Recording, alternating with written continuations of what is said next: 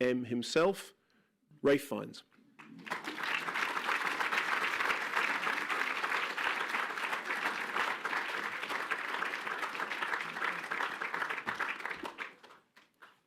Got a script this time.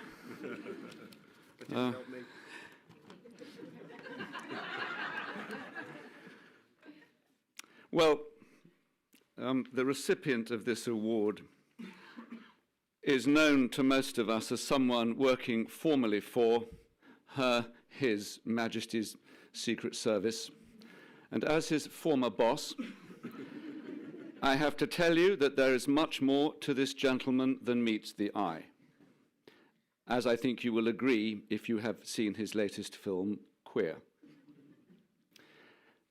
As his former boss, I have to say I was saucer-eyed watching my former agent's antics in this wonderfully provocative and moving film. For the life of me, I never imagined I could be so shaken and stirred at the same time by so much more than his penetrating gaze.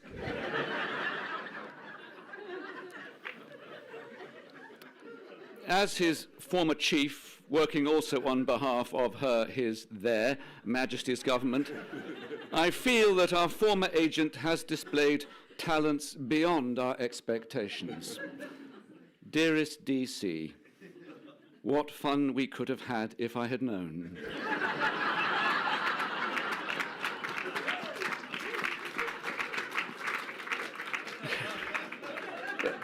Man crush doesn't do it justice.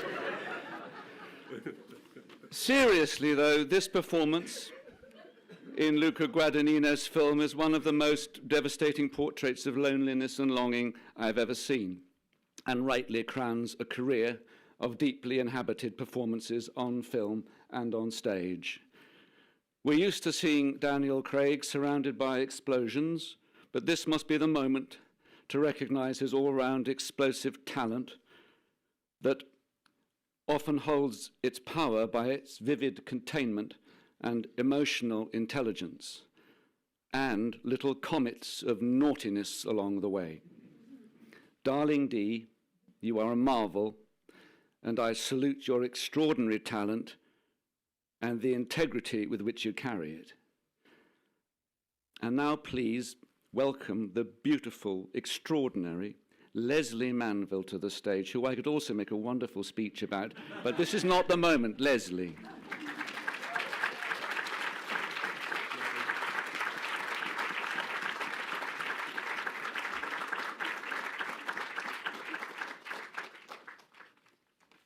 Well, you could make it the moment, couldn't you? Let's try a bit harder. Daniel. Right, here we go. The word iconic is bandied around quite a lot these days, but tonight it really does feel right. It feels right for Daniel Craig to be getting the Dilys Powell Award on his home ground, a place where we celebrated him for many decades and long before he stepped into a certain tuxedo that he was to make his own. We, of course, fell in love with him a long time ago. We watched him on television in things like Our Friends from the North, Archangel, and the brilliant Copenhagen. We loved him on stage in the National Theatre's Angels in America and A Number at the Royal Court. And he's been an adored, consistent presence on the big screen, making exquisite choices and delivering even more exquisite performances in films ranging from Sylvia, Defiance, Munich, and so many more. Whilst some would expect the scale and success of a franchise like James Bond and the immense success he had with it to change a man, it didn't with Daniel. He always had a rule: it's the script first.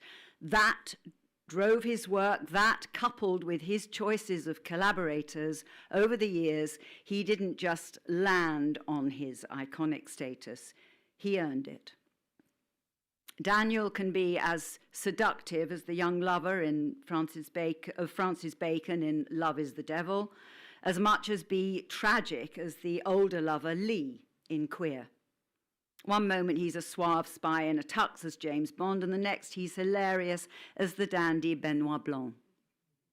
He played the inhumane Connor in The Road to Perdition and found humanity as the Mossad agent carrying out the assassinations in Munich. He also delivers in performances that reflect everyday people, whether he's the painter who tenderly reacts to the vulnerable older woman in The Mother, my favorite, or the everyday man who reacts with impulsive heroism in Enduring Love.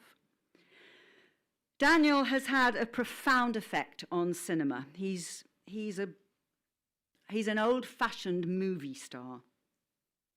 Yes, he may at times be known as a reluctant star, but that's part of the joy of Daniel. He doesn't...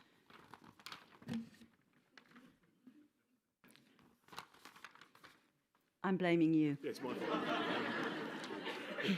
He doesn't expect anything. He just always wants to push boundaries and deliver the very best he can.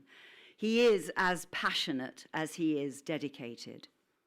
I saw this for myself when we made Queer together. He leads from the front, and he fills those around him with his confidence and calm, and while some wouldn't expect it, he's always the most mischievous on set. When we finished shooting Queer, I rapped before Daniel and Drew a few days before, and it was very late. It was about 3 a.m. We'd gone way over. Anyway, I was saying goodbye to people, and because it was my last day, and I couldn't see Daniel anywhere. And I thought, oh, right, okay, it's a bit odd, saying goodbye to everyone else. I thought, oh, well, that's it. I probably won't see him again. And I walked up the stairs of the studios at Cinecittà in Rome, and he was... This sums him up, really. He was standing at the top of the stairs with a homemade martini. Thank you. So tonight, it gives me enormous pleasure to present this award to a man who utterly deserves to be sitting alongside previous winners, icons such as Judi Dench, Richard Harris, Albert Finney, John Hurt, and Dirk Bogarde. What a man, what an actor, what a career, and I think the best may be yet to come. Lucky us. Daniel Craig.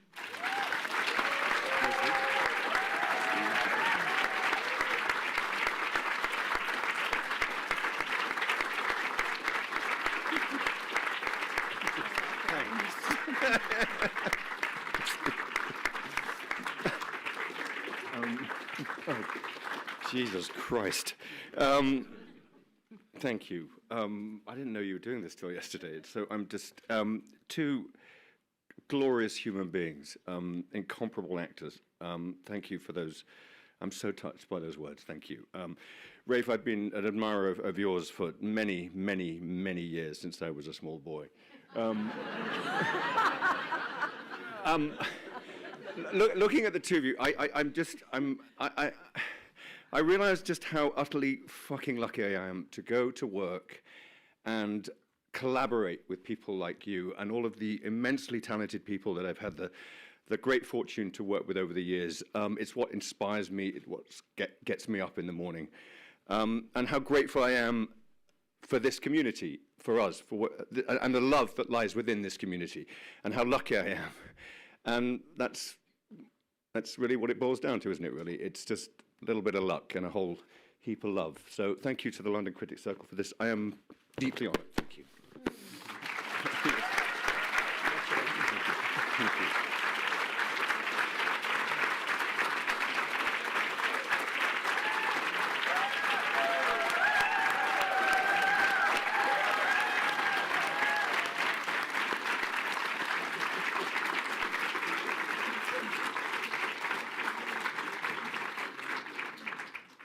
I did